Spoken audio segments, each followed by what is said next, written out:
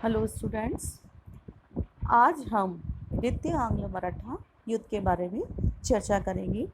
कल के वीडियो में हमने प्रथम आंग्ल मराठा युद्ध के बारे में चर्चा करी थी। उम्मीद है आप सभी को वो समझ में आया होगा, यदि आपने उसको देखा है तो द्वितीय आंग्ल मराठा युद्ध हुआ था 1803 से 1806 के बीच में।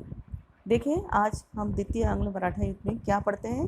प्रथम आंग्ल मराठा युद्ध सालभाई की संधि 1782 में हुई थी, 82 में, तो उसके साथ ही समाप्त हो गया था।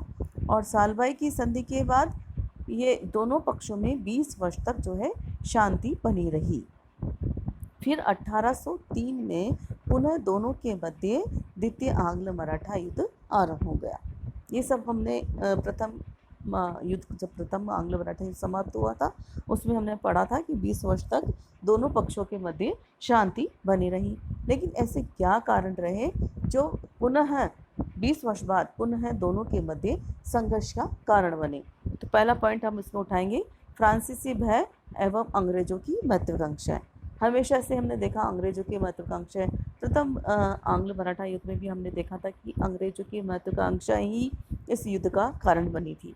तो सेकंड जो आंग्ल द्वितीय मराठा युद्ध हुआ है, इसमें भी इसका कारण फ्रांसीसी भय और अंग्रेजों की महत्वाकांक्षा ही है। वर्ष 1798 में 98 में लॉर्ड वेलेस्ली गवर्नर जनरल बनकर आया था। अब ये लॉर्ड वेलेस्ली कैसा था कि यह साम्राज्यवादी प्रवृत्ति का व्यक्ति था। हम जानते हैं, आप भी जानते होंगे, साम्राज्यवादी व्यक्ति कैसा होता है, अपने साम्राज्य को बढ़ाना चाहता था। क्योंकि लॉर्ड वेलेस्ली भारत आया था तो भारत में वो ईस्ट इंडिया कंपनी के प्रभाव को बढ़ाना चाहता था। अब उसने क्या करा, उस समय ये वो समय चल रहा था जब विश्व नेपोलियन की युग के से गुजर रहा था। नेपोलियन की मिस्र एवं सीरिया विजय के कारण उपरांत रूस के साथ मिलकर उसके भारत पर आक्रमण का अंग्रेज़ों को अंदेशा हो रहा था। मतलब अंग्रेज डरे हुए थे कि कहीं ऐसा नहीं हो कि नेपोलियन भारत पर आक्रमण कर दे।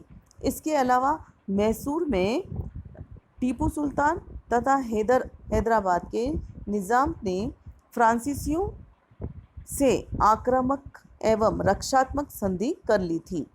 महाजी सिंधिया और रणजीत सिंह फ्रांसीसी कमांडरों की सेवाएं ले रहे थे।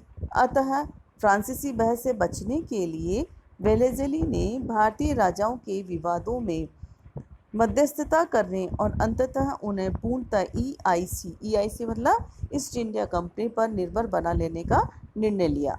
और इस हेतु उसने सहायक संधि नाम के हथियार का प्रयोग किया और मराठों के आंतरिक कलह ने या आंतरिक झगड़ों ने उसे सुअवसर प्रदान किया। आगे समझ में आपको, फ्रांसीसियों का भय, नेपोलियन भारत में आक्रमण करना चाह रहा था, अंग्रेजों को ये भय था कि आक्रमण करना चाह रहा था। तो पहला पॉइंट तो यही हो गया। दूसरा, वेलेस्ली साम्राज्यवादी प्रवृत्ति का था, भारत पर अपने साम्राज्य को बढ़ाना चाहता था। ईस्ट इंडिया कंपनी के लिए उसने सहायक संधि का प्रयोग किया। सेकंड पॉइंट हमारा है मराठों के आंतरिक कलह। आंतरिक कलह, अब देखिए इसमें आंतरिक कलह क्या था, 20 वर्ष पश्चात क्या कारण रहा, आंतरिक कलह कैसे हुई। माधवराव द्वितीय की मृत्यु के बाद नाना फडणवीस ने राघोबा के पुत्र बाजीराव द्वितीय को पेशवा बना दिया और वह एकदम अयोग्य व्यक्ति था, सर्वथा अयोग्य था। 13 मार्च 1800 को नाना फडणवीस की मृत्यु के बाद मराठों ने आंतरिक संघर्ष प्रारंभ हो गया। उसकी मृत्यु के पश्चात जब कोई शक्तिशाली व्यक्ति का मृत्यु हो जाती है तो वो नेचुरल सी है कि उस स्थान पर या उस राज्य में थोड़ी हलचल हो जाती है। तो मराठों के साथ भी यही हुआ। जब नाना फडणवीस की मृत्यु हो गई तो उनमें आंतरिक कलह प्रारंभ हो गई। दौलतराव सिंधिया ये ग्वालियर के थे, वह जसवंत राव होलकर ये इंदौर के थे। इन्होंने क्या करा, पेशवा को अपने प्रभाव में लेने हेतु आपस में प्रतिस्पर्धा करने लगे और पेशवा सिंधिया के संरक्षण में चला गया। यह बात क्या हुआ, होलकर के लिए असहनीय थी। तब पेशवा ने होलकर के भाई बिट्टू जी की पूना में हत्या करवा दी। अब क्रुद्ध होकर होलकर ने हत्या करवा दी। अब क्रुद्ध होकर उसने क्या करा, होलकर ने हमला किया और सिंधिया व पेशवा की सेना को बुरी तरह से परास्त कर दिया। ठीक है। राघोबा के दत्तक पुत्र अमृत राव के बेटे विनायक राव को पेशवा घोषित कर दिया गया। बाजीराव द्वितीय डर कर पुनः पेशवा बनने हेतु अंग्रेजों से सहायता मांगने बसीन, ये कहाँ पर है बसीन, बम्बई के निकट ब्रिटिश बस्ती में चला गया। मैसूर के पतन के बाद अब मराठा ही अंग्रेजों के प्रतिद्वंदी बचे थे, अतः भारत में सर्वोपरि सत्ता को हासिल करने के लिए या बनने के लिए मराठों को कुचलना जरूरी था। अतः मराठा राजनीति में हस्तक्षेप के इस अवसर को वेलेज़ली ने अपना उचित समय समझा, इसका लाभ उठाया और पेशवा बनाने में मदद करने के लिए उसने बाजीराव द्वितीय को सहायक संधि करने हेतु बाध्य कर दिया। बाजीराव ने 31 दिसंबर 1802 में EIC के साथ बसीन की संधि पर हस्ताक्षर किए, जो कि सहायक संधि थी। यही संधि द्वितीय आंग्ल मराठा युद्ध का तात्कालिक कारण बनी। अपना आप तो कोई पेशवा बन नहीं पा रहा था, तो अब इसलिए मदद ही ले लें अंग्रेजों की। ये हुआ हमारे इस भारत में। अब युद्ध का प्रारंभ व इसकी प्रमुख घटनाएं, इसको देखेंगे हम।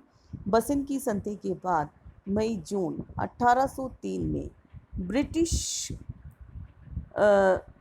संरक्षण में बाजीराव द्वितीय, ब्रिटिश संरक्षण हमें ना ऊपर वाले पॉइंट में पढ़ा था कि बाजीराव द्वितीय अंग्रेजों के पास चला गया था उनके संरक्षण में, तो बाजीराव द्वितीय को पुनः पेशवा बना दिया गया।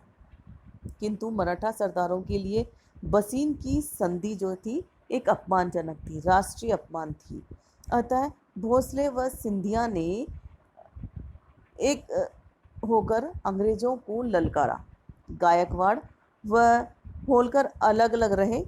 अतः वेलेज़ली ने 7 अगस्त 1803 को मराठों के विरुद्ध युद्ध की घोषणा कर दी। अपने भाई आर्थर वेलेज़ली और जनरल लेक मराठों के विरुद्ध लड़ने के लिए उसने भेजा। वेलेज़ली ने असाई के युद्ध में सिंधिया व भोसले की संयुक्त सेना को हरा दिया। असीरगढ़ व अरगांव के युद्धों में मराठे हार गए। अरगांव के हार के बाद भोसले ने 17 सितंबर 1803 को अंग्रेजों के साथ अपमानजनक देवगढ़ की संधि की। कटक और वर्धा नदी के पश्चिमी भाग अंग्रेजों को दे दिए गए। उधर जनरल लेक अलीगढ़, दिल्ली, भरतपुर, आगरा पर आक्रमण किए। अंततः लसवाड़ी के युद्ध में सिंधिया को पूर्णतः परास्त किया गया। सिंधिया ने अंग्रेजों के साथ सुरजी अर्जुन गांव की 30 दिसंबर 1803 की संधि पर हस्ताक्षर किए और भोसले व सिंधिया ने बसीन की संधि को भी मान्यता दे दी। 1804 में होलकर ने भी अंग्रेजों से के विरुद्ध युद्ध छेड़ दिया और कर्नल मॉनसन व जनरल मूरे ने अलग अलग स्थानों पर होलकर को हराया। लॉर्ड वेलेज़ली के उत्तराधिकारी सर जॉन बार्लो के समय अंततः होलकर ने राजपुर घाट की अपमानजनक संधि 25 दिसंबर 1805 को पर हस्ताक्षर की, जिसके साथ ही द्वितीय आंग्ल मराठा युद्ध समाप्त हो गया। ये था द्वितीय आंग्ल मराठा युद्ध। अब इसके क्या परिणाम निकले? द्वितीय आंग्ल मराठा युद्ध के परिणाम स्वरूप पेशवा, सिंधिया, भोसले, होलकर सभी मराठा सरदार सहायक संधि व्यवस्था के तहत अंग्रेजों के आश्रित बन गए तथा अंग्रेजों को विशाल भूभाग की भी प्राप्ति हुई। हालांकि मराठा शक्ति समाप्त तो हो गई, किंतु समाप्त तो नहीं हुई लेकिन अत्यंत जो है निर्बल हो गई। ये था हमारा द्वितीय आंग्ल मराठा युद्ध। उम्मीद है आप सभी ने इसको सुना होगा, इसको समझा होगा और आपको ये समझ में भी आया होगा। धन्यवाद।